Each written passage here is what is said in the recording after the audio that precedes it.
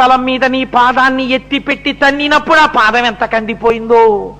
ఆ శ్రీశైల క్షేత్రంలో ఎక్కడ చూసినా ఓషరలు, రాళ్ళు, ముళ్ళు, పొదలు దాని మీద తిరుగుతుంటావు కదా, నీ పాదాలు ఎంత సొక్కిపోయాయో. ఒక్క 2 మణిపాదుకలు ఇస్తాను, వేసుకో తండ్రి, నా మనస్సన్న మణిపాదుకలు ఇస్తాను, అవి తొడుక్కో అన్నారు. అవకాశం దొరికితే చాలు తన మనస్సు తీసుకెళ్ళి అక్కడ పెట్టేస్తుంటారు శంకరాచార్యుల వారు మన కోసమని. ఆ శ్లోకం మన్ని రోజు ఇంట్లో ఆ శ్లోకాలు చదువుకుంటే అండి, అందుకే దీనికి ఫలశ్రుతి ఏం చెప్తారో తెలుసా అండి? పరమశివుడు చెప్పాడు సాక్షాత్తుగా. సరే ఎలాగో వస్తుంది కదా, మీరు అక్కడ విందురు గాని. పరమశివుడు వచ్చి యమధర్మరాజు గారిని చంపేస్తే మునితను జన్ముఖ కంఠమున మొక్కులుడై యముడేసినట్టి యఘనమగు కాలపాశమది గంటగతంబయి కాను పట్ట అంతనే ప్రెనిమోత బెట్టడర దారుణ రోషపరీత చిత్తుడై అనువు గలింగ మధ్యమున అద్భుత రీచిగతోచి యుద్ధతిన్.